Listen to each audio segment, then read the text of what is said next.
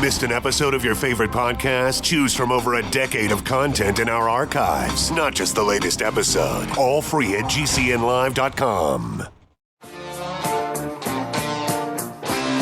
This is your call to action. Get prepared, America.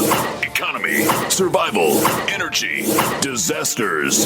This is USAPrepares.com. Informative radio, educational radio. Interact now by emailing instructor@USAPrepares.com or text at 434-390-7953. Class, please take your seats. Now, your instructor, Vincent Finelli.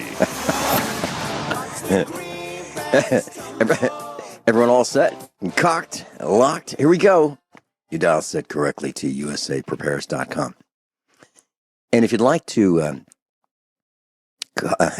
call us, 866-582-9933, 866-582-9933. And if you'd like to take us with you as you travel, there's a listen line, 605-477-3249, 605-477-3249.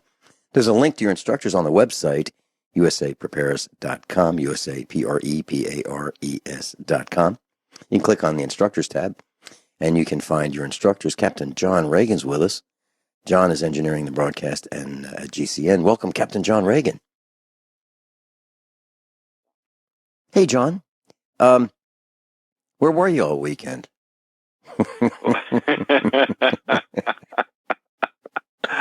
Oh, boy. I have not even had a period this insane during the Get Prepared Expo. It was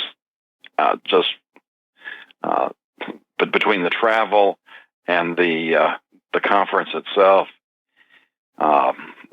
the good news is I'm back in one piece. I'm, now borderline between tired and exhausted, which is an improvement from where I was. Yeah. I'll tell you, last weekend for me was a real treat.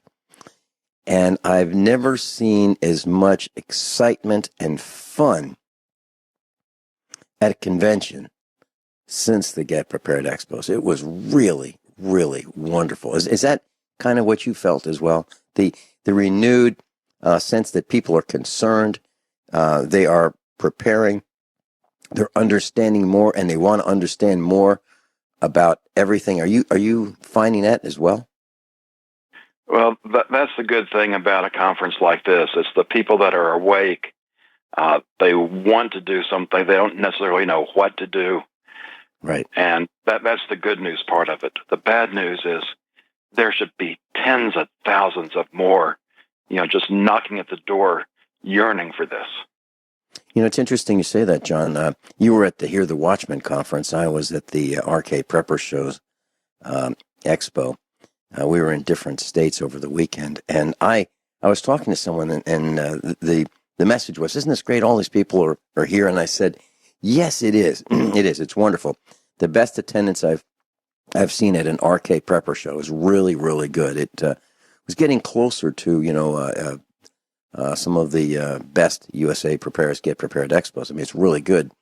And what I said was, see all these people here? This is wonderful. However, there should be a line 3 miles long trying to get into the parking lot. That's what it should be. Because of, some of the seminars were so great. Rick Miller was there, Dr. Richard Allen Miller. He was exciting and he was a hoot. Matt Stein was there, and Craig Douglas, and there were a lot of really interesting people, and we're bringing on new voices, new personalities, new instructors to USA Prepares. People who, well, John, here's something that was very interesting. I met a man who says he studies the law, studies the Constitution, common law, and he's going to teach us more about what we can do to protect and defend ourselves. That was great. And I met a guy who had devices to make guns quieter. and 80% kits, where you can buy a kit and you can finish it yourself, and it'll make your rifle or pistol quieter. And if you decide you want to finish this and you decide you want to register it, you can register it and pay the $200 stamp to have this thing registered with the feds. But if you want to learn how they work, you can just buy one and have these pieces. And then I met another guy who I'd love to have on the air with us, and he sells lock tools. So, for example, if you lock yourself out and you don't have a key, you can use these tools to open your lock. And I said to him, I've got about 30 locks here on the farm. Locks on the barn, locks on the gate, locks on the house. Everywhere there's locks. And it's a nuisance. And I said, the ace lock, the round key type lock, who has a spare one of those? I said, I don't know anybody who gets a spare lock key for the round ace locks. And he had a tool to open those. And then once you open your ace lock, then you can lock this tool into position. And then you bring the tool to a locksmith and say, I need a key that is just like this. Here's the sample key for you. And it's a lock tool. So, some people might say, having lock tools is, boy, that's pretty shady.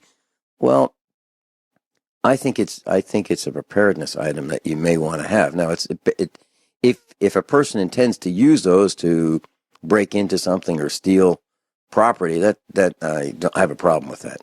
But in terms of having your own set of universal lock tools to open locks that you don't have the key for anymore, or you lock your keys in the vehicle and it's an older vehicle and you need to get into it without breaking the window or without calling a locksmith, what a great way to go. So it was really kind of a wonderful show for me. What were the highlights of your show? Oh, boy. I'm not even sure I know where to begin, so I'll just have to do random things throughout the show. But it's... this was Hear the Watchman. This was Hear the Watchman.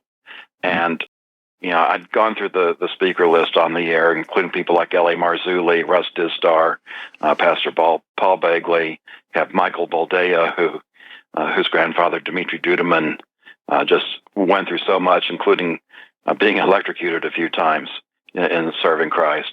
It was just fantastic. Thursday night, they had a speaker's dinner, and that was really the one time during the conference that we had a time to talk with most of the other speakers. There were still a couple that hadn't made it in yet, and I'm sitting at the table with Pastor Paul Begley. I'm there with Michael Boldea and his brother, and just those types of discussions. Once the speakers' dinner broke up, I was there talking to L.A. Marzulli, and Becky was still seated at the table. She wasn't really in on the conversation, but I'm having this conversation with L.A. and somehow ended up going on down the quantum level, and I pointed out how when we talk about how when God knows the end from the beginning, how limiting that is, because now we know about the quantum world where you have these infinite number of possibilities going on. So the way we should be saying it is God knows all ends from the beginning. And when you get that click finally with the quantum physics that we know of today, it changes how some of the doctrine has been presented to us. It's not that God created Adam and Eve to fail, nor was it a surprise. He knows all ends from the beginning. And we've got choices. And because he's able to know the ends, that's where this prophecy comes into play. And to be able to do that, it just shows, he is who he is. And in that talk, L.A. Marzulli standing there going, wow. And Becky's listening to that, wow, John made L.A. Marzulli go, wow, Well, your name came up a bunch of times at the prepper event as well. And so you had a wonderful dinner, is that right? Yes, I did. And I was the first speaker on Saturday. Before that, not a whole lot of people really knew about me. Mm-hmm. A few would have heard me on Hagman back in April, but even that was an out of the ordinary interview. But I think for the most part, nobody knew who I was before that presentation. And afterward, I can't tell you how many people came up and told me how I ruined their day. Well, I can tell you, I saw some of the results of our speaking publicly. Our ratings went up yesterday. I'm serious, and we ran a rerun of you. Yeah, yeah, and interesting. You're talking about dinner.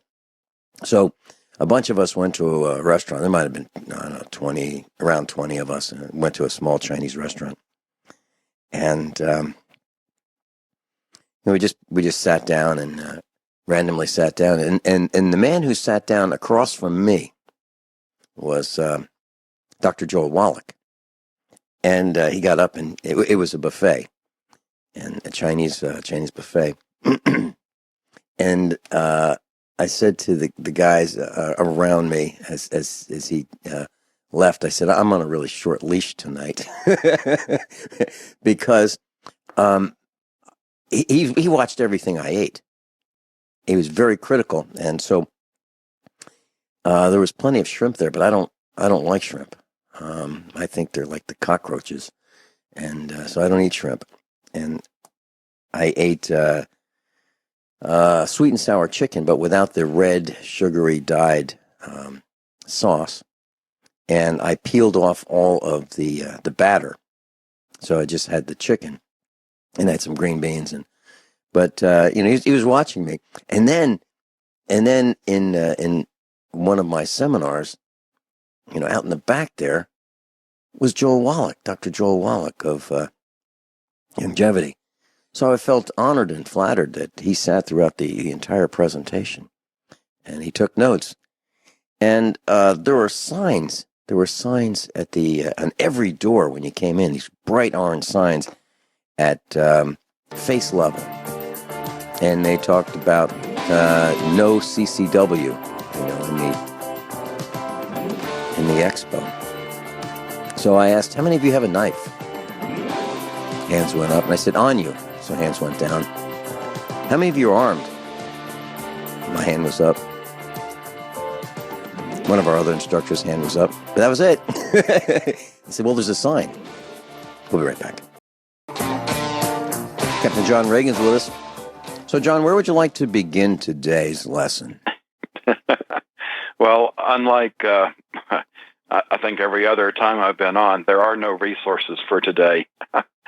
So we'll be talking about the conference and what I presented there and things of that nature. But first, I'd like to just give a little bit of thanks to you and some of our USA Prepares family, because it's because of what's happened over the last few years that have allowed me to go to a conference like this where I'm up on stage in front of hundreds of people, and I don't even know how many hundreds of more by streaming.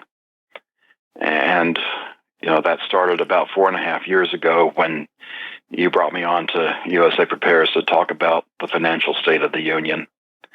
I'll try to make this part of the story short. And another one of our USA Prepares family that people in Springfield probably remember is C.L. Ferris.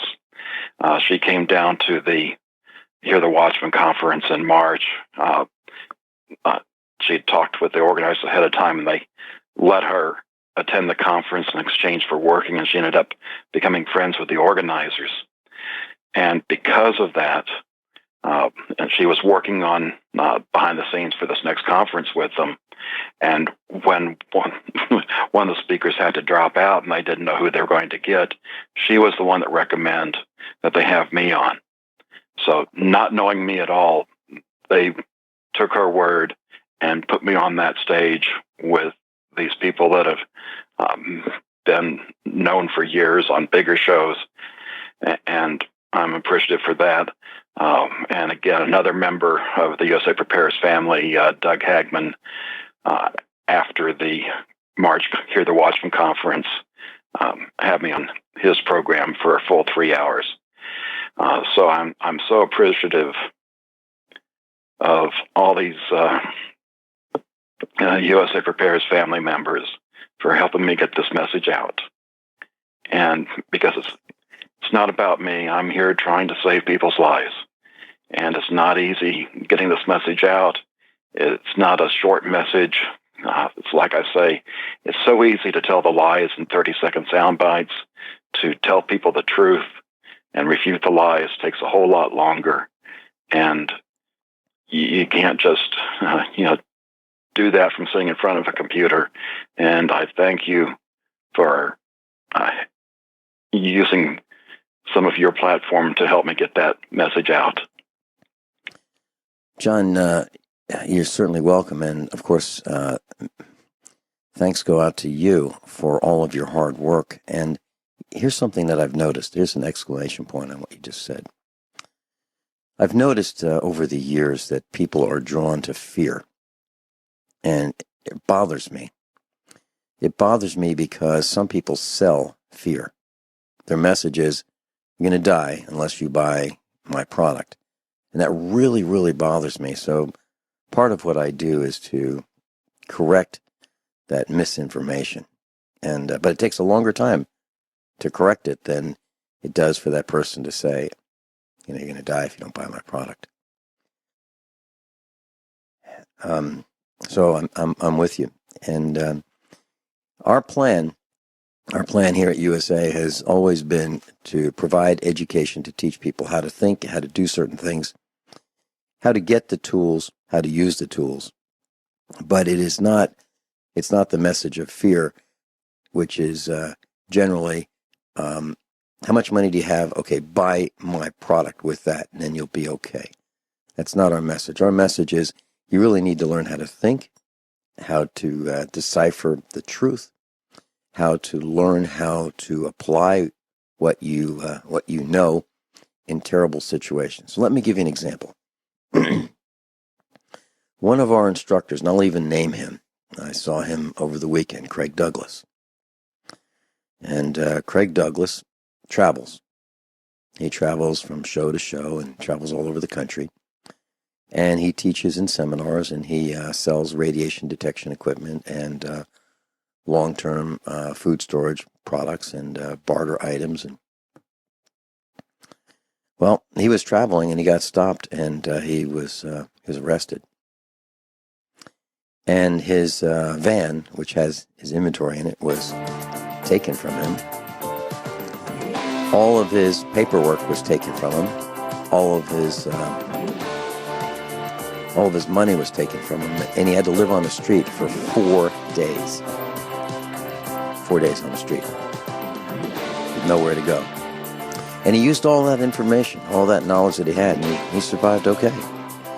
But think about that. What would you do? No money, no credit cards, no house. Class, I just mentioned Craig Douglas, USA Prepares instructor, had a little bit of difficulty. He was kidnapped by the cops, and his home was stolen, which is his van, and he was left to fend for himself after they released him from being kidnapped, without much to survive. They took everything from him. And what was his alleged infraction? He was traveling without a license, a permit issued by the corporation. And why does he not have a permit? Because he does not have a Social Security number. So without a Social Security number, you cannot get a credit card, and you can't get a bank account. Isn't that interesting? So why do you need a Social Security number to get a bank account or a credit card? Well, you do, and you need one to get a permit to travel from the corporation. So he was traveling without a permit from them, and it causes him lots of problems. They delay him, and he was traveling to an event and he missed the event. Those guys don't care. Those guys don't care. They just want to make sure that they can extract money from you every way they can think of. John Ragan, please continue with our lesson today. Now, let me just throw out a couple of other thank yous. One to Dr. Norm Shealy. He's got a fantastic product, magnesium lotion, and because of that, it helped me alleviate some cramps in the early stages, and we put it on pretty thick last night, and I ended up having no cramps whatsoever last night after that long day on the road. So I want to thank him for that product and his information. And we have that, and we give that to family members as Christmas presents. Dr. Norm Shealy's magnesium lotion. You're absolutely right. It works. No question about it.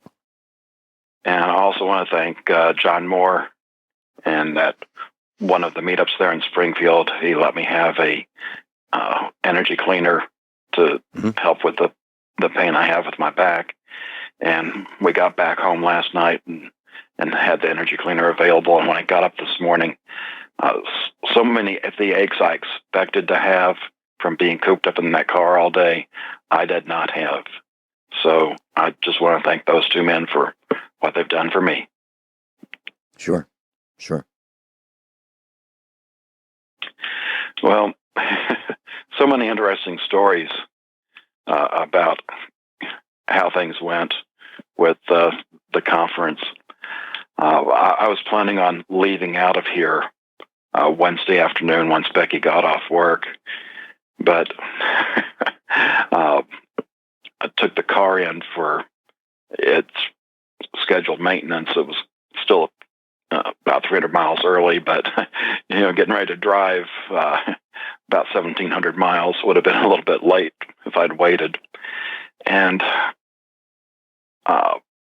we'd called to find out exactly how long it would take to do this maintenance, and they said it'd be about an hour, 2 hours if you do it on a Saturday. So I go in there Wednesday morning fairly early, and I'm waiting, and there had been a number of people there ahead of me. So after more than 2 hours, I went up to the service desk. I just figured that because of how busy they were, it just took a while, but just want to know what's going on, how long is it going to take? And they talk about the maintenance and about a tire. Well, nobody talked to me about a tire, and I didn't talk about a tire. What's this tire thing?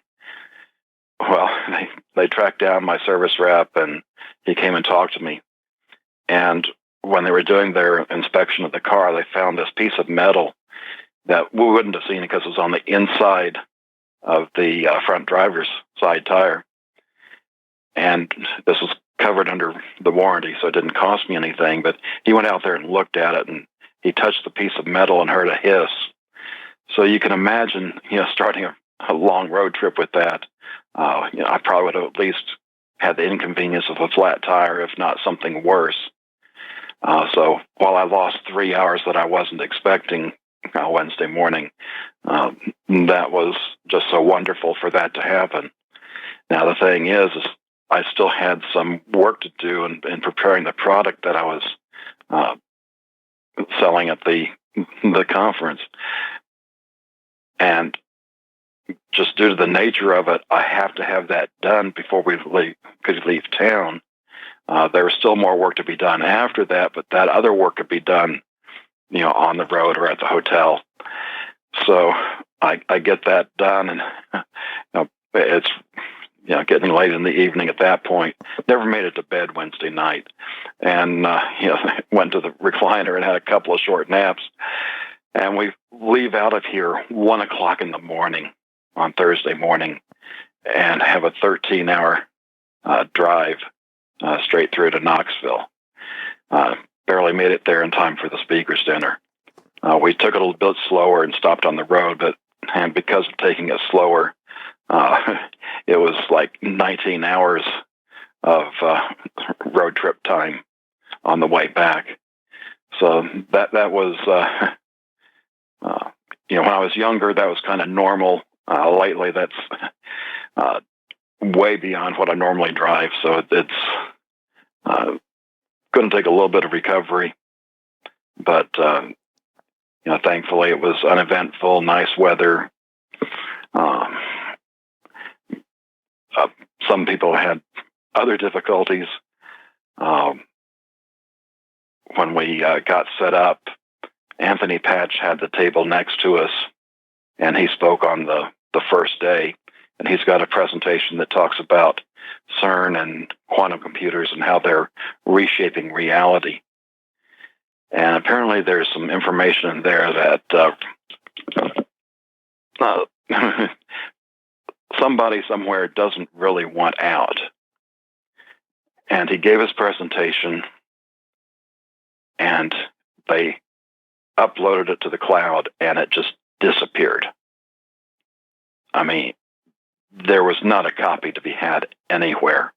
So he was nice enough that during that time when they were doing the baptisms on Sunday, he redid his presentation so that the people at home would have it. And then, the attacks on him just didn't stop on that. He had called up and ordered 2 boxes of books to be shipped to the conference so he'd have them for his table. Well, what they did is they shipped him a box with 2 books. What kind of sense does that make? Mm-hmm. Well, to add some exclamation points, we've had failures over the years where people who don't want commerce to happen at expos, our expos, the city would shut down the internet. And they go, well, yeah, I can't call the guy to fix it. It's on the weekend. I mean, yeah, but that's where we're here. We're here on the weekend, and all these exhibitors need the internet to process their transactions. These were the times before cell phone payments, and they'd say, well, we can't do anything about it. Or the air conditioning would shut down, and people would just be perspiring profusely in the hot summer days. And we're working on it. There's a guy coming soon. And then you have the equipment malfunctions. We had that happen over the weekend. So the presenters need not to rely on PowerPoint for their presentations. They need to expect failures and be able to present their material without PowerPoint. And that's what some of the presenters did. And for the first time in a long time, I used PowerPoint. I've used it maybe 3 or 4 times over the last couple of presentations. But normally I would give a presentation without PowerPoint at all. I would just deliver my presentation off the top of my head. And I don't like relying on things that can fail.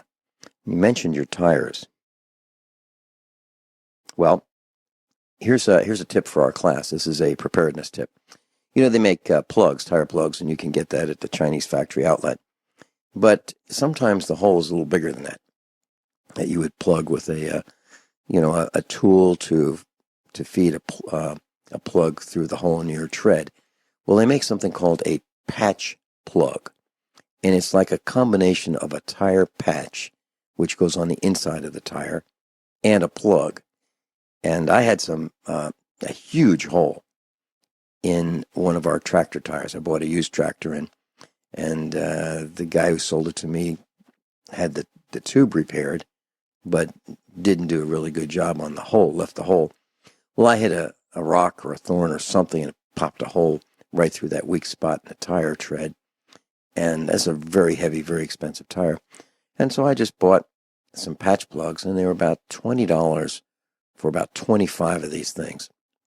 And so for a little less than $1 for that part, I fixed this tire, which is, a very expensive tire. So just a thought. Class, it's called a patch plug, and they're available on the internet, and they're available at your local auto parts stores. Back to you, John.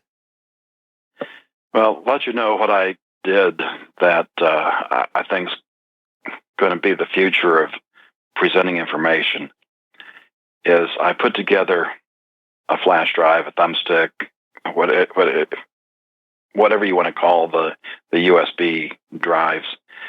And there's on this first version about a gigabyte worth of information. The one section is the presentation, the cost of ignoring God. Its current version takes about 4 hours. The 90 minutes I presented on Saturday was kind of like the the thumbnail version of that, just to get you familiar with what's up. And of those 4 hours of presentations, 2 hours is what I've referred to as the unprepared prepper. And I'll talk more about that when we get back from this break. Captain John Ragan's with us, and we're going to be talking about the Get Prepared Prepper. TheFinancialStateOfTheUnion.com is Captain John Ragan's website. TheFinancialStateOfTheUnion.com. We'll be right back. Captain John Ragan's with us. John, you were talking about the Get Prepared Prepper? The unprepared prepper. The unprepared prepper. And that's 2 hours of the 4 hours of this video. And I've done the video in a resolution for the computer. I've also done it in a resolution for mobile devices. These are all in MP4 format. And then once you've seen the presentation, you just want to hear things again, I've taken the audio and put that in a folder as MP3 files so you can take it with you and listen. Are they available now? They're available, but I don't have a shopping cart available. I'll have that on by next week. Okay. And for our Get Prepares family, USA Prepares family, I'm going to give you the conference price. So if we were having an expo, that's what I would do. So okay. I'm going to take care of our own. And I've also got a section on there that is bonus audio where I took, and it's 2.5 hours worth of audio from shows that we've done. Covers things like the consensual relations, the 2 questions, the day of humiliation, things of that nature. So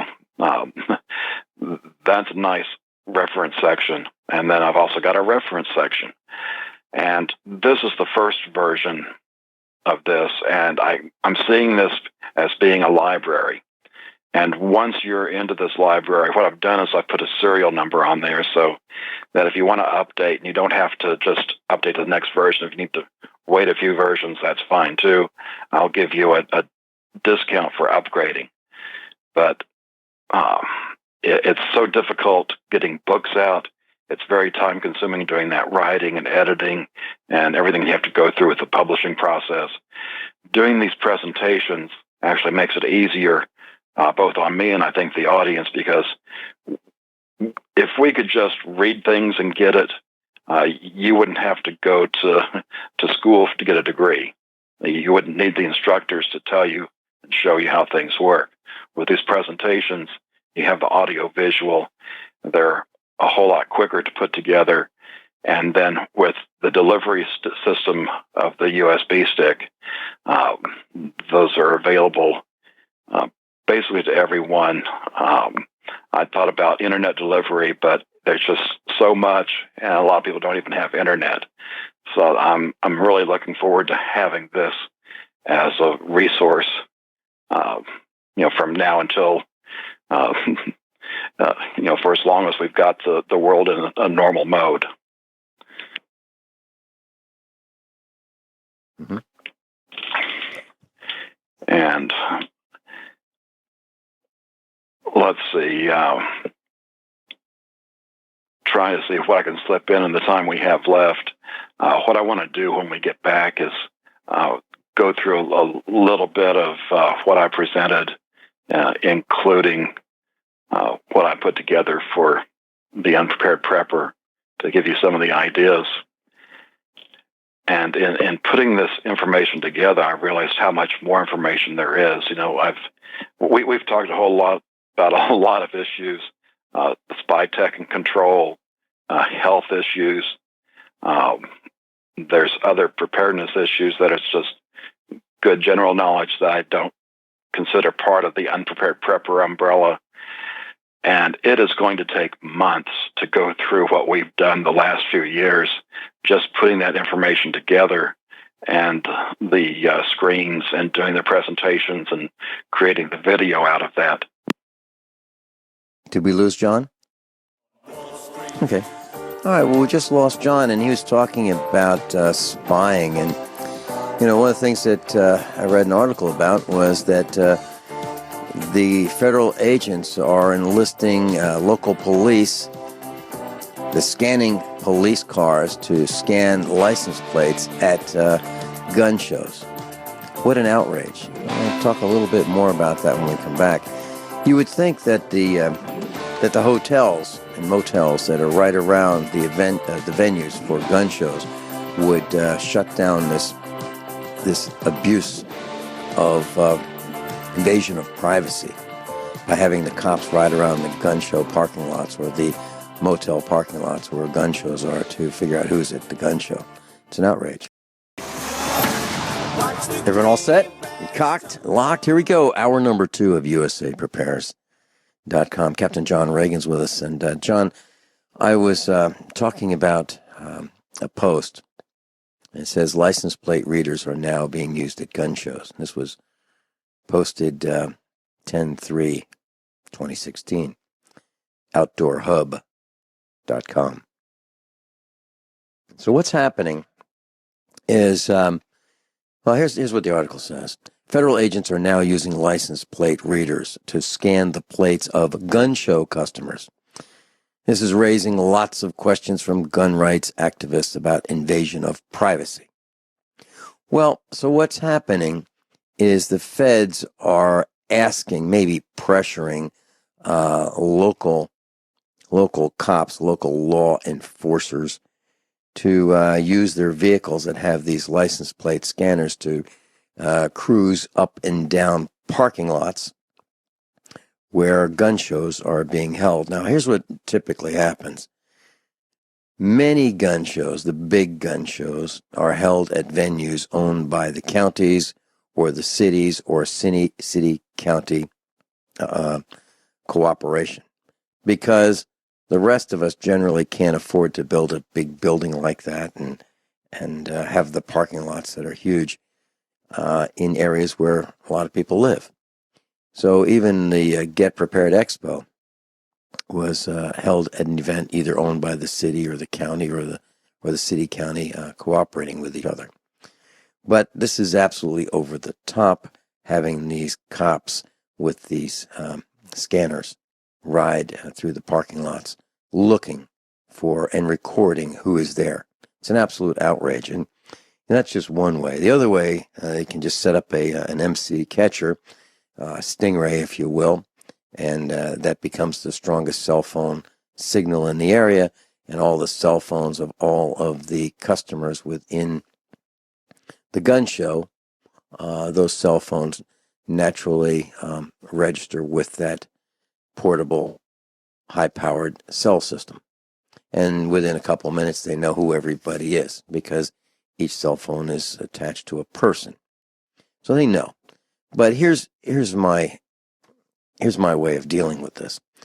So right next to the event where I was over the weekend, there was a Holiday Inn. So the Holiday Inn shares the parking lot with the convention center. I happened to be staying at the Holiday Inn. And when I got out of my truck on Friday night to go into the Holiday Inn, there was a guy in the parking lot. He just left his vehicle and he was walking toward the Holiday Inn. I said, "Hey, are you here for the show?" He said, No. He was here for some other purpose. And the Holiday Inn happens to be right near the airport, the KCI airport.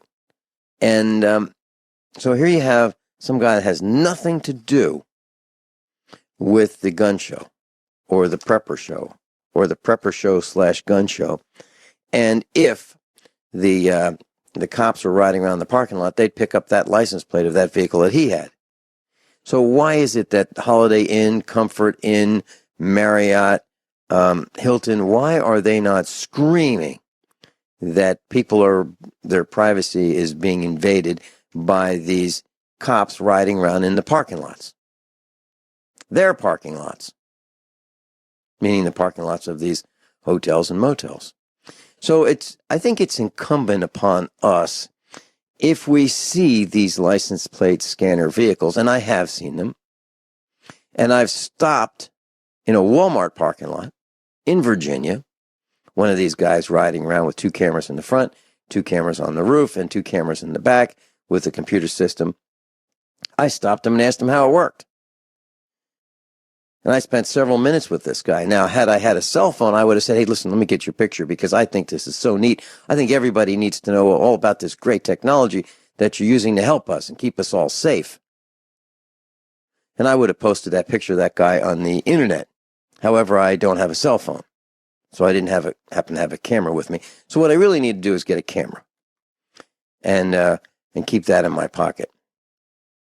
Bottom line is, I think it's incumbent upon us to help give these people who are doing this surveillance all the credit they deserve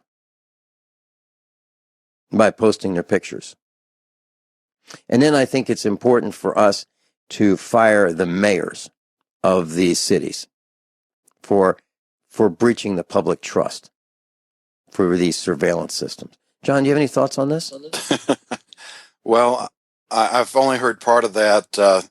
Apparently, I've been under a communication attack ever since bringing out the library that I'm coming out with. We moved to Skype during the top of the hour break, and I've been interrupted twice during the news and 3 times since we've been on air. So if I all of a sudden disappear, it's trying to reconnect. And we'll do our best to keep that going. But I understand you even tried to call me, and that's a totally different network, and you didn't get through. So, well, here's what happened. So our class knows. Just toward the end of hour number 1, you disappeared, and I can tell when that happens because of the change in the sound of my headphones. So I looked on my screen that tells me if I'm connected. I was connected, but you were gone.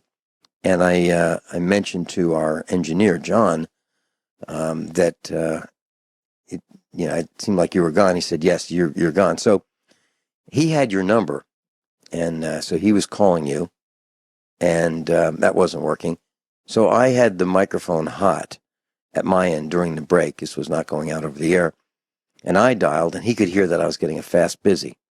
And then I would hit redial, and double, triple check the number to make sure, I dialed it right. Yes, I did. And so we couldn't get through to you. You couldn't get through to us. So, John, what actually did you say that was that caused all this? I didn't hear you say Hillary, because when I say Hillary, or one of our instructors says Hillary and talks about how evil she is, or delineates exactly why she's so evil and how the crimes that she commits, we get disconnected. But this is new. This is new, and I'm also hearing it from other people who are broadcasters when they start talking about sensitive information, not sensitive to us, things we need to know, but things that the other team doesn't quite like, they get disconnected as well. So it happens to others as well as those of us on USA Prepares. I'm glad that so many people that are on the payroll for the other team are paying attention. Maybe they'll learn something. By the way, I had a chance to meet a few cops over the weekend. I don't think they have a sense of humor. And I think they give them a test. Can you smile? No, you can't. We can't hire you because I just saw a hint of a smile. No, can't hire you. And I also saw a video on the internet about these cops were going to serve a warrant for a search warrant on this guy's place. And they bang on the door, and it's not nice. It's like boom, boom, boom, boom. And then one guy yells, "That's enough. That's enough knocking on the door." And then one guy goes, "High, low," which means some guys are going to shoot low, other guys are going to shoot high. They have 6 guys with AR rifles. They've got battle dress uniforms. They've got helmets. They've got lights. And this guy opens the door slowly. He's standing there holding his gun, not pointed at anybody. And there are 6 rifles already aimed at him. They tell him, drop the gun. Like 6 guys are screaming at him to drop the gun. One guy has a taser. They tase him. And I can't tell if this guy moved with his handgun because he was just tased or whether he was moving and they tased him, but they executed him right there, right in his doorway. Now, I'm sorry I got sidetracked on this, but I remember Steve Angle, who was one of us, and the cops came to his house and he had his 45 in his left hand because he opened the door with his right hand. He was holding it by the muzzle, and they told him, drop the gun. And he stood there because he was thinking, if he moves, they're going to shoot him. If he goes to drop the gun, that's moving and they're going to shoot him. If he stands there, he was like paralyzed with, what do I do? And I could see on this video, this guy in his own doorway, paralyzed with, you hear this banging on the door and you see 6 guys aiming rifles at you, or rifles and taser. What do you do? First of all, you don't open the door. But these guys were going to come in and they were going to kill him, and they were ready to kill him. I mean, why do the police have 6 guys in battle dress uniforms, camo, come into your door with helmets, flashlights, and bang on the door with guns drawn? Why does that happen? Why can't they, if they're going to serve a warrant, why can't they from the street have a bullhorn say, Joe Dokes, we're serving a warrant. We want you to open the door and come out. Would you do that, please? No. They're in the business of executing people. It's outrageous. And I think these protests are just our little tiny, tiny, tiny way of saying, I don't think we like this. Okay, John, back to you. Well, it dropped out another 2 or 3 times while you were talking there. Jeez. Did we lose you again? Wow. I think we just lost John again. Now, my side's okay. I only have 181 milliseconds of delay. Class, I have a screen on the right side of my studio desk, and it tells me the statistics of the transmission. It tells me how many milliseconds of delay we have, and it tells me I can click on another tab and it can show the view meters on the screen, the old view meters, but there's a digital representation of that. It kind of tells me where we are. So I know I'm connected. I know our delay. I know our audio is good. I know that. And I can see the return audio from the network. I can see all that. We're good. But where's John Ragan? If you're not picking up flak, you're not over the target.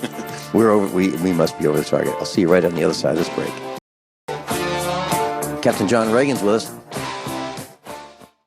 And we're going to continue. Captain John Ragan? At least for the moment, I'm here. Well, John, let me ask you really quickly. Do you have a rough estimate of the number of times that you have had trouble with this broadcast in the last 30 minutes? Well, less than 30 minutes. It's right at the end of last hour. And if it's not double digit, it's getting darn close to it. Yeah. Okay. And do you normally have problems with the broadcast? Connecting and staying connected?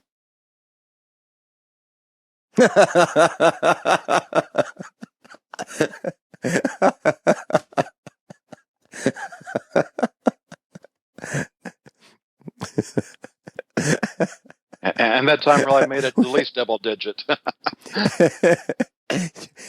I just asked you if you had, oh boy, and we just lost you just as I said that. That's amazing.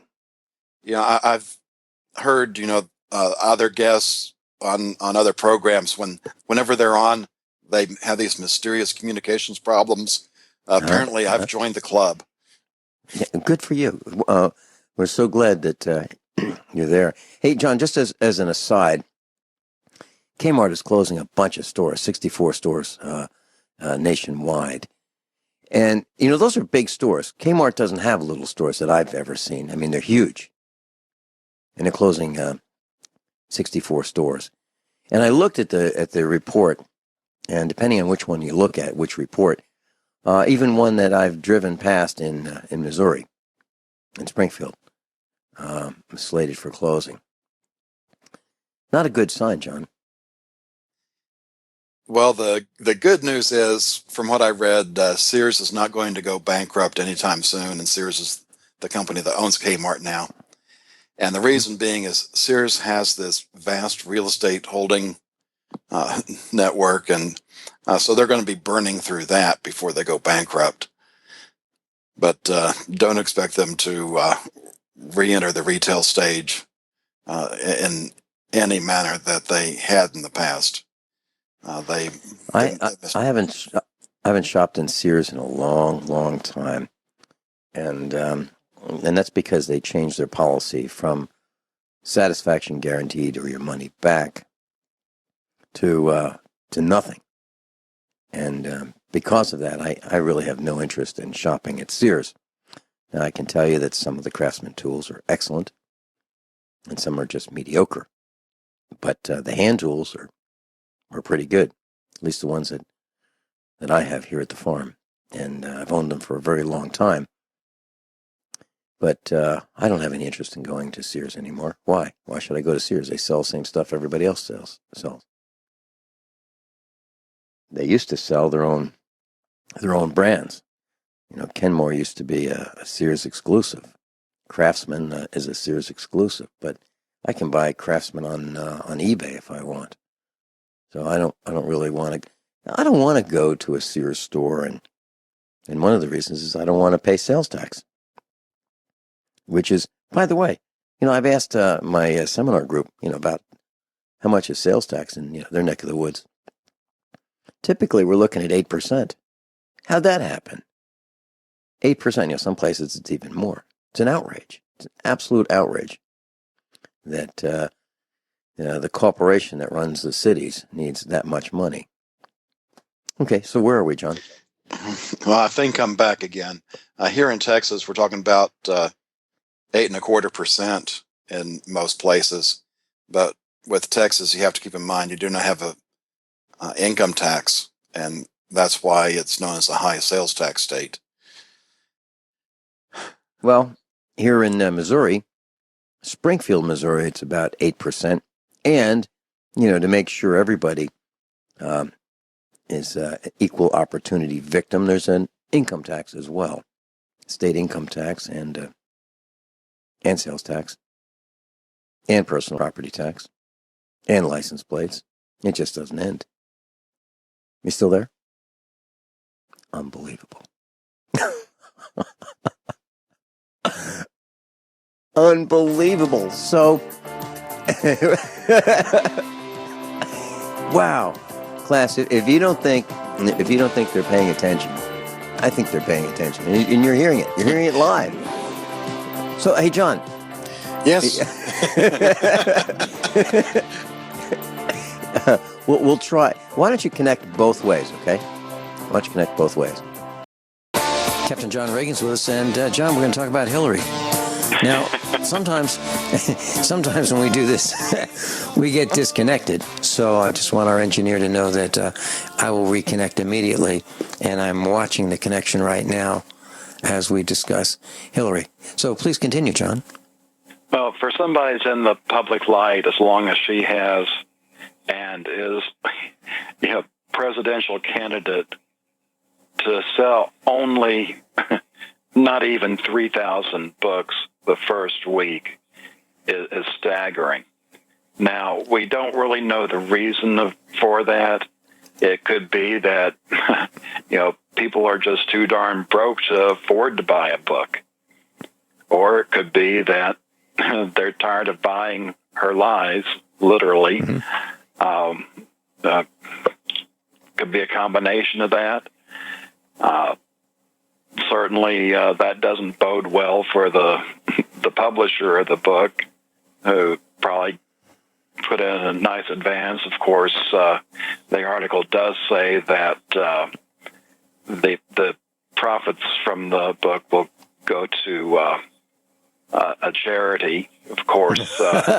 Right. Yeah, we know from the Clintons' tax return that their favorite charity is the Clinton Foundation. So I can't prove it, but I wouldn't be surprised if that's the charity they're talking about. John, did you read a post talking about where the Clinton Foundation funds go, and that actually only, I think it was 5.7% of their funds actually go to charity. The rest goes to, expenses and overhead and other. And the big category was other. Did you read that too? I believe I saw that. I think what's more disturbing is where the funds came from to begin with. Millions of dollars from countries and companies that don't necessarily have our best interests at heart. And you just have to wonder how many favors she's promised for those millions. And how could it be that she didn't promise favors? How is it possible that that foreign countries would funnel money toward the United States without asking for anything in return? It's impossible, in my mind, to think that. And by the way, she looked very, very weak in a video that I saw of her this weekend. Very, very weak. Tired, worn out, weak, not presidential material. And I just can't stand her and her husband pointing their fingers at us. Who do they think they are?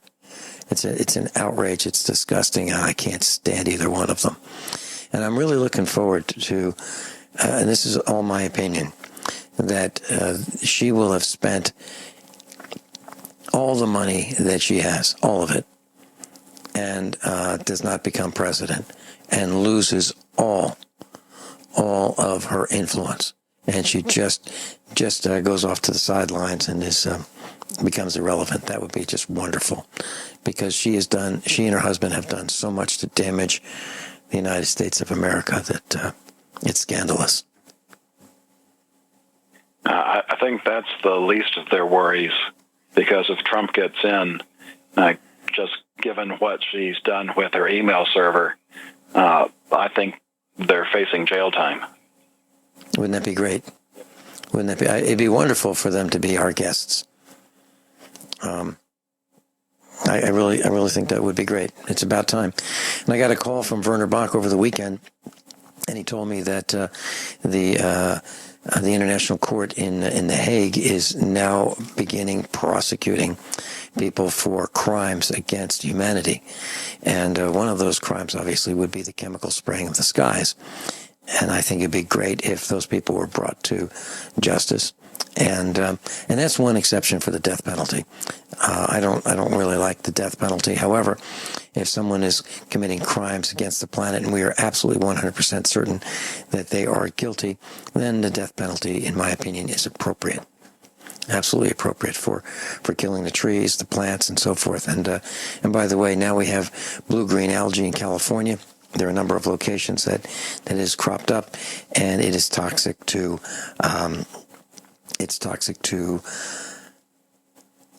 wildlife. It's toxic to livestock. It causes gastrointestinal distress, skin rashes, and even death to livestock and wildlife. And it's happening in California. And I believe it's the same kind of algae that we've been talking about for months here. We've seen it on the farm. It's like a thick carpet, and they're seeing it in California as well. And it's now made the news. But we have been talking about it for months, and it's like AstroTurf. AstroTurf on the clumps of AstroTurf on the surface of ponds, and even in our driveway. So they say it's heat related. And by the way, there are managers of lakes who are thinking about using herbicides in the ponds and lakes to see if they can minimize these algae blooms. Can you imagine that? Imagine the wildlife and fish and so forth that use that water. Man, oh man! And then where does that go later? It gets into the groundwater system, right? What are they thinking? They've just messed with this planet so much. But I'm looking forward to bringing these people to trial and meting out justice for their crimes against every living thing on the planet. I've got another article that's book related. I called the link book reading. MIT's been at it again. They have a camera that will let you read a book without even opening it. It can scan into several pages deep. It uses the terahertz radiation that reads the ink on the pages and then determines, with optical character recognition, what it's saying. And you probably remember terahertz radiation being used by the government looking for whether it's hidden contraband or people in vehicles, and they don't really care what the radiation does to you. But I had another thought, what if they installed this type of technology at the post office? Because you know that your communiques electronically aren't really safe. Even if you encrypt them, good chance they've got technology to decrypt something. And so you take it down to the post office and you mail it, and your recipient gets the sealed envelope, and you think everything's just great. But what if they put it through this technology where they don't even need to open it, and they can read several pages worth of information? So control of we the villagers is so important that those who are the parasites of the planet are really interested in knowing what we're thinking, controlling what we're thinking, controlling what we're saying, controlling what we read, controlling our speech, controlling our food, controlling everything, John, everything. There's nothing that they don't want to control, including our reproduction, right? And that's what's coming up next. The eugenics movement is nothing new. It was here in America 100 years ago. The Nazi program came out of the American program, and now it's called transhumanism. And we've talked about a few things here and there. One of the recent ones is how they found a way to start the egg going without the male. Didn't need the sperm anymore. Well, now scientists have developed a way to make embryos from skin cells instead of eggs. So they don't even need women now. Mm-hmm. You can just imagine the fun that these wonderful psychopaths will have creating humans without the need of humans. You're talking about the Nazis, and there was a cross of honor for the German mother. It was called a Mother's Cross. I guess that was the abbreviated term for it. And it was hung on a blue-type ribbon. And the cross was available in three classes of order. There was the third class, which was bronze. And if a mother had 4 to 5 children, she was eligible for the third class bronze Mother's Cross. 6 to 7 children, that would be the second class. That would be the Silver Cross. And then the third would be the gold Mother's Cross with 8 or more children. And I happen to have purchased many, many years ago examples of first, second, and third class Mother's Crosses to remind us that our children can be cannon fodder. And these mothers could be duped into having children, bearing children, and sending them off to be targets and maimed and wounded and killed for their leader. And I suggest that all parents today consider not allowing recruiters on the high school campus of their child's school. Throw those guys out. because they are trying to encourage your children to be cannon fodder, to fight someone else's wars. And you'll get a chance to have your child exposed to very serious damage, including mental damage for life. And John, I've noticed that some of our friends who are married to guys, or the guys themselves, who have been to wars, are using CPAP devices, these positive airway pressure devices, so that they don't die during their sleep. I've never heard of this until we sent them off to war. And they were kind of embarrassed to come to our house and use these devices. So, and we found that there's a link between going to the Middle East and fighting other people's wars and CPAP devices. Think about that, class. Is that happening in your house? We'll be right back. You know, John, I've got kind of a somber tone today, and it's because a lot of the things that we've been talking about are happening, and there's a study about Venezuela, which you mentioned earlier in the broadcast, and it's on the brink of famine, with about 15% of the villagers saying that they can only feed themselves with food that has been discarded, meaning thrown in the trash. Nearly half of them say that they've had to take time off from work to search for food. And it's even worse than that. 3 out of every 4 Venezuelans, about 72%, were unable to feed themselves an optimal diet, meaning breakfast, lunch, and dinner. 24% of them say they rarely eat protein, and they're living off, what they can find. And half of them, actually more than half, 52% of them in Venezuela, are buying their food through the black market. And 54% of them say that they had gone to bed hungry.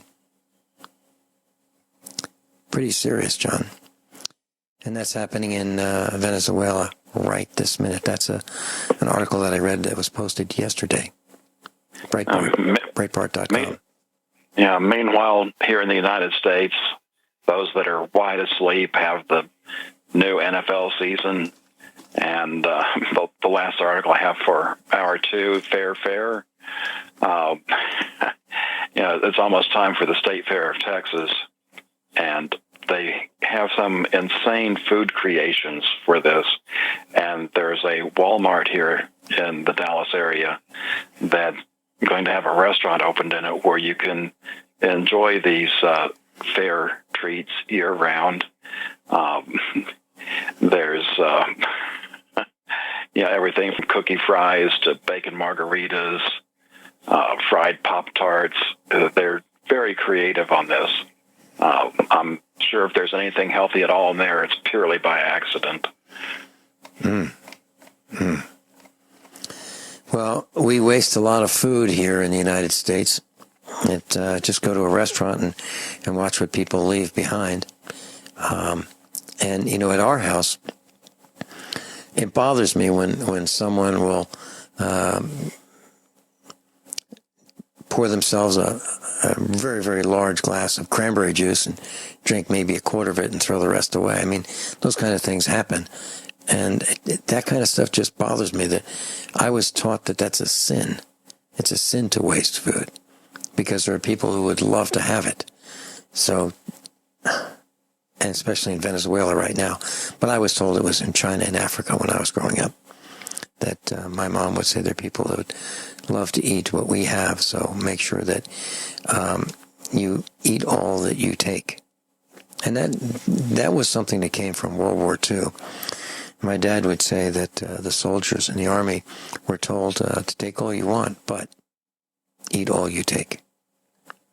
Good advice, right, John? Yes, it is. And just want to point out, I've got 3 articles under Government Smarts today. Obama's Wall, Dangerous Libraries, and Dangerous Business. The Democrats don't want us to build a wall to protect the United States at the Mexican border. However, we're spending taxpayer money to protect Mexico from illegal immigrants on their southern border.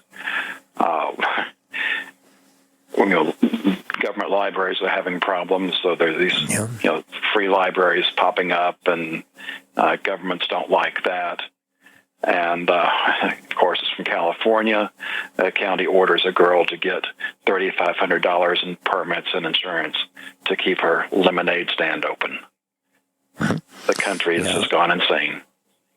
Yeah, and you're talking about walls and building walls. Well, Barry and the boys and girls at the White House don't feel safe because there are people who have jumped the fence. So what is their answer? They're going higher, John. They're building a higher fence. We don't want one around our country, but we do want one around the White House, even taller. And when Barry goes to play golf, he brings about a caravan of 10 vehicles with him so that he can feel safe. And can you imagine trying to play golf when Barry's on the golf course? You're going to be thrown out. Think about that. John Ragan, thank you so much for being with us today. Class above all, honesty and integrity. What happens next is up to you.